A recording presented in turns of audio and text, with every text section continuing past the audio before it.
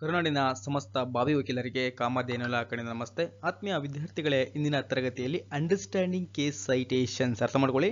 Understanding case citations ಇದು ಯಾವ ಸೆಮ್ಮಲ್ಲಿ ಉಪಯೋಗ ಆಗ್ತದೆ ನಿಮಗೆ ಅಥವಾ ಭವಿಷ್ಯದಲ್ಲಿ ತುಂಬ ಇಂಪಾರ್ಟೆಂಟ್ ವಕೀಲರಿಗೆ. ಇದು ಕೇಸ್ ಸೈಟೇಷನ್ ಅರ್ಥ ಮಾಡ್ಕೋಬೇಕು ಯಾವ ಸಂದರ್ಭದಲ್ಲಿ ಅಂದರೆ, ನೀವು ಯಾವುದೇ ಒಂದು ಪಕ್ಷಗಾರ ನಿಮಗೆ ಒಂದು ಕೇಸನ್ನು ಕೊಟ್ಟಿರ್ತಾರೆ, ಆ ಕೇಸಿಗೆ ರಿಲೇಟೆಡ್ ಆಗಿ ಅದಕ್ಕೆ ಸಂಬಂಧಪಟ್ಟಿರುವಂತೆ ಯಾವುದಾದ್ರೂ ನ್ಯಾಯಾಲಯ ಜಡ್ಜ್ಮೆಂಟನ್ನು ಕೊಟ್ಟಿದ್ರೆ, ಏನು ನಿಮ್ಮ ಪಕ್ಷಗಾರರು ಒಂದು ವ್ಯಾಜ್ಯವನ್ನು ಕೊಟ್ಟಿರ್ತಾರೆ ಅಥವಾ ಮೊಕದ್ದಮೆಯನ್ನು ಕೊಟ್ಟಿರ್ತಾರೆ, ಆ ಮೊಕದ್ದಮೆಗೆ ಸಂಬಂಧಪಟ್ಟಂತೆ ಅದೇ ವ್ಯಾಜ್ಯ ಕಾರಣಕ್ಕೆ ರಿಲೇಟೆಡ್ ಆಗಿ ಯಾವುದೇ ನ್ಯಾಯಾಲಯ ಒಂದು ತೀರ್ಪನ್ನು ಕೊಟ್ಟಿದ್ದಾರೆ ಅಥವಾ ಒಂದು ತೀರ್ಮಾನವನ್ನು ಮಾಡಿದ್ದಾರೆ ಅಥವಾ ನಿರ್ಣಯಿಸಿದ್ದಾರೆ ಆ ಪ್ರಕರಣಗಳ ಮೇಲೆ, ಆ ಪ್ರಕರಣವನ್ನು ನೀವು ಇಲ್ಲಿ ವಾದ ಮಾಡ್ತಿರ್ತಿರಲ್ಲ, ಆ ನ್ಯಾಯದಲ್ಲಿ ಕೂಡ ಹಿಂದಿನ ನ್ಯಾಯಾಲಯ ಈ ಥರ ಘನ ನ್ಯಾಯಾಲಯ ಈ ಸಂಬಂಧಪಟ್ಟಂತೆ ಒಂದು ತೀರ್ಪನ್ನು ಉಚ್ಚರಿಸಿದೆ ಅಥವಾ ತೀರ್ಪನ್ನು ನೀಡಿದೆ ಅಂತ ಹೇಳಿಬಿಟ್ಟು ಅದನ್ನು ನೀವು ಎಕ್ಸಾಂಪಲ್ ಆಗಿ ತಗೋಬಹುದು. ಅದನ್ನೇ ನಾವು ಕೇಸ್ ಸೈಟೇಷನ್ ಅಂತ ಕರಿತೀವಿ. ತುಂಬ ಇಂಪಾರ್ಟೆಂಟು.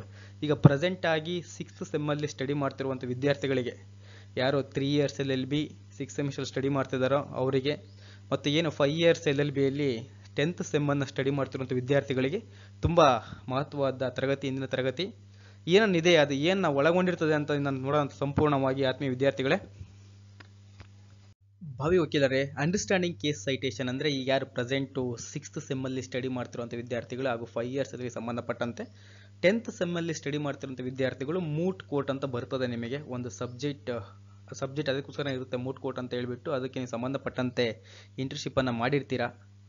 ಫಸ್ಟ್ ಸೆಮ್ಮಲ್ಲಿ 15 ದಿನ, ಸೆಕೆಂಡ್ ಸೆಮ್ಮಲ್ಲಿ 15 ದಿನ ಅಥವಾ ಇಯರಿಗೆ 30 ದಿನಗಳನ್ನು ನೀವು ಇಂಟರ್ನ್ಶಿಪ್ಪನ್ನು ಪೂರೈಸಿರ್ತೀರ. ಅದೇ ಥರನೇ 3 ವರ್ಷದಲ್ಲಿ 3 ಇಂಟರ್ನ್ಶಿಪ್ಪನ್ನು ಅಥವಾ 15 ದಿನಗಳಿಗೊಮ್ಮೆ ಆದರೆ 6 ಇಂಟರ್ನ್ಶಿಪ್ಪನ್ನು ಮುಗಿಸಿರ್ತೀರ. ಅದೇ ಥರನೇ 5 yearsಲ್ಲಿ ಕೂಡ ನೀವು ಇಂಟರ್ನ್ಶಿಪ್ಪನ್ನು ಮಾಡಿರ್ತೀರ.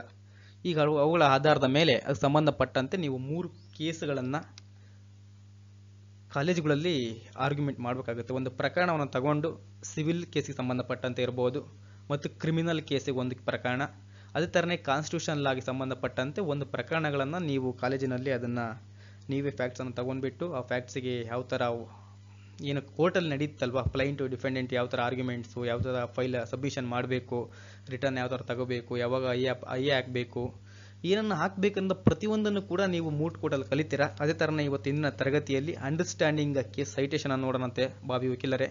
ತುಂಬ ಇಂಪಾರ್ಟೆಂಟು.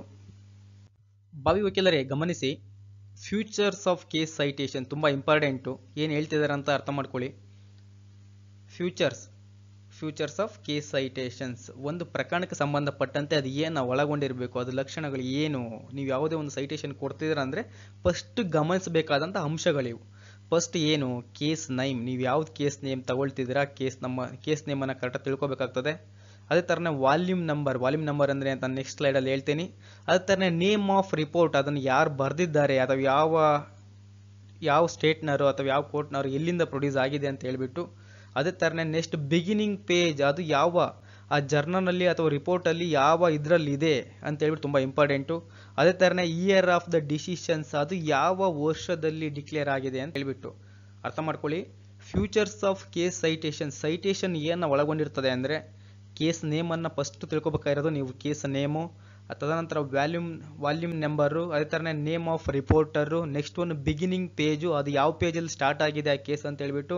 ಅದೇ ಥರನೇ ಇಯರ್ ಆಫ್ ಡಿಸಿಷನ್ಸ್, ಒಂದು ನ್ಯಾಯಾಲಯ ಆ ಕೇಸಿಗೆ ಸಂಬಂಧಪಟ್ಟಂತೆ ಯಾವತ್ತೂ ಒಂದು ನಿರ್ಣಯನ ಕೊಟ್ಟಿತ್ತೆ ಅಥವಾ ಜಡ್ಜ್ಮೆಂಟ್ ಮಾಡಿತ್ತೆ ಅಂತ ಹೇಳ್ಬಿಟ್ಟು ಭಾವಿ ವಕೀಲರೇ.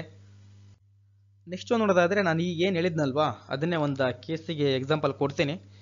ರೀಡಿಂಗ್ ಕೇಸ್ ಸೈಟೇಷನ್ ಅರ್ಥ ಮಾಡ್ಕೊಳ್ಳಿ, ಯಾವ ರೀತಿ ಓದಬೇಕಂತ ಹೇಳ್ಬಿಟ್ಟು.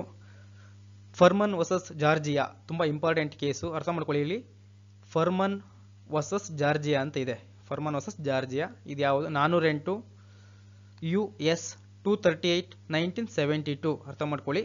ಕ್ಲಿಯರಾಗಿ ಅರ್ಥ ಮಾಡ್ಕೊಳ್ಳಿ. ಫರ್ಮನ್ ಅನ್ನೋದು ಕೇಸ್ ನೇಮು, ಓಕೆನಾ? ಫರ್ಮನ್ ಅನ್ನೋದು ಕೇಸ್ ನೇಮು ವರ್ಸಸ್ ಯಾರ ವಿರುದ್ಧ? ಜಾರ್ಜಿ ಎಂಬ ವಿರುದ್ಧ.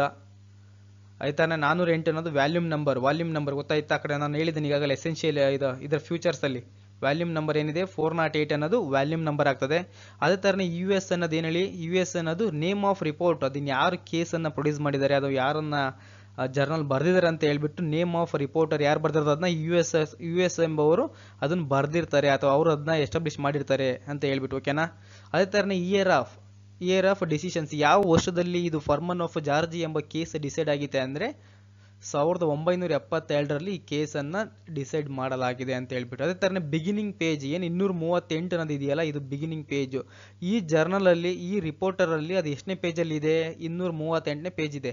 ಈ ಜರ್ನಲಲ್ಲಿ ಅದು ವಾಲ್ಯೂಮ್ ನಂಬರ್ ಎಷ್ಟು ಅಂದರೆ 408. ಯಾವ ವರ್ಷ ಡಿಸೈಡ್ ಆಗಿದೆ ಕೇಸು ಅಂದರೆ 1972ರಲ್ಲಿ ಕೇಸ್ ಡಿಸೈಡ್ ಆಗಿದೆ ಅಂತ ಹೇಳ್ಬಿಟ್ಟು ಭಾವಿ ವಕೀಲರಿಗೆ ಗಮನಿಸಿ. ಯಾವುದೇ ನೀವು ಪ್ರಕರಣವನ್ನು ತಗೊಳ್ಳಿ ಅಥವಾ ಕೇಸನ್ನು ತಗೊಳ್ಳಿ, ಅದರಲ್ಲಿ ಫಸ್ಟ್ ಗಮನಿಸಬೇಕಾಗಿರೋದು ನೀವು ಫರ್ಮನ್ ಕೇಸ್ ಹೆಸರು, ನೇಮ್ ಯಾರ ಹೆಸರಲ್ಲಿದೆ, ಅದು ಯಾರ ವಿರುದ್ಧ ಆಗಿದೆ, ಫರ್ಮನ್ ವರ್ಸಸ್ ಜಾರ್ಜಿಯಾ ಅಂತ ಹೇಳ್ಬಿಟ್ಟು, ವ್ಯಾಲ್ಯೂಮ್ ನಂಬರ್ 408, US ಇವರು ಇದನ್ನ ನೇಮ್ ಆಫ್ ರಿಪೋರ್ಟರ್, ಇವರು ಅದನ್ನ ಪ್ರೊಡ್ಯೂಸ್ ಮಾಡಿದ್ದಾರೆ. ಅದೇ ಥರನೇ ನೆಕ್ಸ್ಟ್ ಒನ್ ಏನಿದೆ 238, ಇದೇನು ಬಿಗಿನಿಂಗ್ ಪೇಜ್, ಇದರಲ್ಲಿ ಈ ರಿಪೋರ್ಟ್ ಒಳಗೆ ಅದು 230ನೇ ಪೇಜ್ ಒಳಗೆ ಈ ಕೇಸನ್ನು ನಾವು ನೋಡ್ಬೋದಾಗಿದೆ. ಅದೇ ಥರನೇ ಇದು ಯಾವ ನ್ಯಾಯಾಲಯ, ಘನ ನ್ಯಾಯಾಲಯ ಯಾವ ವರ್ಷ ಡಿಕ್ಲೇರ್ ಮಾಡಿದೆ ಅಥವಾ ಜಡ್ಜ್ಮೆಂಟ್ ನೀಡಿದೆ ಅಂದರೆ 1972ರಲ್ಲಿ ನ್ಯಾಯಾಲಯ, ಘನ ನ್ಯಾಯಾಲಯ ಇದನ್ನು ತೀರ್ಪನ್ನು ನೀಡಿದೆ. ಭಾವಿ ವಕೀಲರೇ, ಅರ್ಥ ಆಗಿದೆ ಅಂದ್ಕೊಳ್ತೀನಿ ನಾನು. ಏನೇ ಅರ್ಥ ಆಗಿಲ್ಲ ಅಂದರೆ ನೀವು ಕಮೆಂಟ್ ಬಾಕ್ಸಲ್ಲಿ ಕಮೆಂಟ್ ಮಾಡ್ಬೋದು. ಪ್ರತಿಯೊಬ್ಬ ವಕೀಲರು ಕೂಡ, ಜನಸಾಮಾನ್ಯರು ಕೂಡ ಅರ್ಥ ಆಗಲಂಗಿದ್ರೆ ಕಮೆಂಟ್ ಬಾಕ್ಸಲ್ಲಿ ತಿಳಿಸ್ಬೋದು ನೀವು. ಇನ್ನು ನೆಕ್ಸ್ಟ್ ನೋಡೋದಾದರೆ ಆತ್ಮೀಯ ಭಾವಿ ವಕೀಲರೇ, ಏನಿದೆ ಈ ಸೈಟೇಷನ್ ಯಾಕೆ ಬೇಕು ಅನ್ನೋದಾದ್ರೆ ಅರ್ಥ ಮಾಡ್ಕೊಳ್ಳಿ. ಒಂದು 2-3 ಪಾಯಿಂಟ್ಸನ್ನು ಕೊಟ್ಟಿದ್ದೀನಿ. Knowing and understanding case citations is a very important skill for anyone who is studying, researching or involved with legal matters. These features help the reader understand the aspects and informations about the case and moreover get basic informations at a glance ಅಂತ ಹೇಳ್ಬಿಟ್ಟು.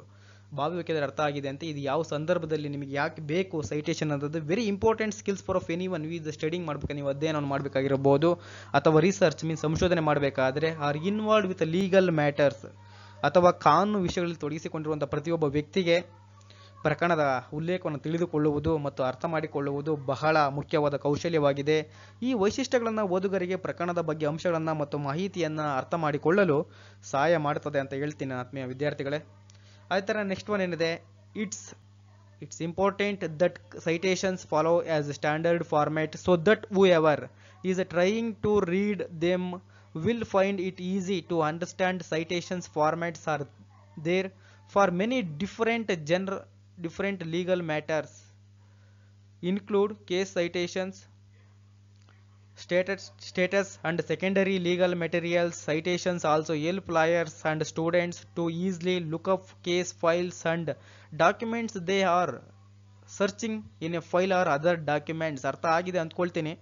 ಏನು ಹೇಳ್ತಿದ್ದೀವಿ ಅಂದರೆ, ಮುಖ್ಯವಾಗಿ ಅದರ ಪ್ರತಿಯೊಬ್ಬ ಓದಲಿಕ್ಕೆ ಅನುಕೂಲವಾಗ್ತದೆ. ಅದೇ ಥರ ಸುಲಭವಾಗಿ ಅರ್ಥ ಮಾಡ್ಕೊಳ್ತಾರೆ. ಪ್ರಕರಣಗಳಿರ್ಬೋದು, ಕಾನೂನುಗಳು ಮತ್ತು ದ್ವಿತೀಯಕ ಕಾನೂನು ಸಾಮಗ್ರಿಗಳನ್ನು ಒಳಗೊಂಡಿರುವ ವಿವಿಧ ಕಾನೂನು ವಿಷಯಗಳನ್ನು ಉಲ್ಲೇಖಿಸಲು ಗೊತ್ತಾಯ್ತಾ ಸ್ವರೂಪಗಳು. ವಕೀಲರು ಮತ್ತು ವಿದ್ಯಾರ್ಥಿಗಳು ಈ ಥರ ದಾಖಲೆಗಳನ್ನು ಹುಡುಕ್ತಿರೋ ಸಂದರ್ಭದಲ್ಲಿ ಕೇಸ್ ಫೈಲ್ಗಳು ಮತ್ತು ದಾಖಲೆಗಳನ್ನು ಸುಲಭವಾಗಿ ಉಲ್ಲೇಖ ಮಾಡಲು ಸಹಾಯ ಮಾಡ್ತದೆ ಅಂತ ಹೇಳ್ಬಿಟ್ಟು ತುಂಬ ಇಂಪಾರ್ಟೆಂಟ್. ಸೈಟೇಷನ್ಸು ಬಹಳ ಅತಿ ಮುಖ್ಯವಾಗಿರ್ತದೆ ಪ್ರತಿಯೊಬ್ಬ ಭಾವಿ ವಕೀಲರಿಗೆ ಅಥವಾ ಯುವ ವಕೀಲರಿರ್ಬೋದು, ಪ್ರತಿಯೊಬ್ಬ ವಕೀಲರಿಗೆ ತುಂಬ ಇಂಪಾರ್ಟೆಂಟು. ಇಂದಿನ ತರಗತಿಯಲ್ಲಿ ಅಂಡರ್ಸ್ಟ್ಯಾಂಡಿಂಗ್ ಕೇಸ್ ಸೈಟೇಷನ್ಸ್ ಅರ್ಥ ಆಗಿದೆ ಅಂದ್ಕೊಳ್ತೀನಿ ನಾನು. ಸೈಟೇಷನ್ ಅಂದರೆ ಏನು, ಸೈಟೇಷನ್ ಯಾವ ಸಂದರ್ಭದಲ್ಲಿ ಉಪಯೋಗಿಸ್ತೀವಿ, ಸೈಟೇಷನ್ನ ಫ್ಯೂಚರ್ಸ್ ಏನು, ಒಂದು ಎಕ್ಸಾಂಪಲ್ ಕೇಸ್ ಲಾವನ್ನು ಕೊಟ್ಟಿದ್ದೇನೆ. ಆ ಪ್ರಕರಣ ತಗೊಂಡು ಅದರಲ್ಲಿ ಏನು, ಯಾರ ನೇಮ್ ಯಾರ ವಿರುದ್ಧ ಆಗಿರ್ತದೆ, ವ್ಯಾಲ್ಯೂಮ್ ನಂಬರ್ ಅಂದರೆ ಏನು, ಜನರಲ್ ರಿಪೋರ್ಟರ್ ಯಾರು ಬರೆದಿದ್ದಾರೆ ಅದನ್ನಂತ ಹೇಳ್ಬಿಟ್ಟು, ಅದೇ ಥರನೇ ಯಾವ ಪೇಜಲ್ಲಿ ಇರ್ತದೆ, ಯಾವ ಇಯರ್ ಡಿಕ್ಲೇರ್ ಆಗಿತ್ತು ಅನ್ನೋದು ಪ್ರತಿಯೊಂದನ್ನು ಕೂಡ ಈ ಸಂಪೂರ್ಣವಾಗಿ ತಿಳಿಸ್ಕೊಟ್ಟಿದ್ದೇನೆ. ಆತ್ಮೀಯ ಭಾವಿ ವಕೀಲರೇ, ಈಗಾಗಲೇ ಕಾಮಧೇನು ಲಾ ಅಕಾಡೆಮಿಯಲ್ಲಿ 3 ವರ್ಷದ ಕಾನೂನು ವಿದ್ಯಾರ್ಥಿಗಳಿಗೆ ಸಂಬಂಧಪಟ್ಟಂತೆ 2, 4, 6 ಮತ್ತು 6ನೇ ಸೆಮಿಸ್ಟರ್ ಈಗಾಗಲೇ ತರಗತಿಗಳು ಪ್ರಾರಂಭಗೊಂಡಿವೆ. ಹೆಚ್ಚಿನ ಮಾಹಿತಿಗಾಗಿ 7353872963 ಕರೆ ಮಾಡಿ. ಇನ್ನು ತರಗತಿಯನ್ನು ಸಂಪೂರ್ಣವಾಗಿ ಮುಗಿಸುತ್ತಿದ್ದೇನೆ. ಆತ್ಮೀಯ ಭಾವಿ ವಕೀಲರೇ, ಎಲ್ಲರಿಗೂ ಶುಭವಾಗಲಿ. ಸಿರಿಗನ್ನಡಂ ಗೆಲ್ಲಿಗೆ, ಸಿರಿಗನ್ನಡಂ ಬಾಳಿಗೆ.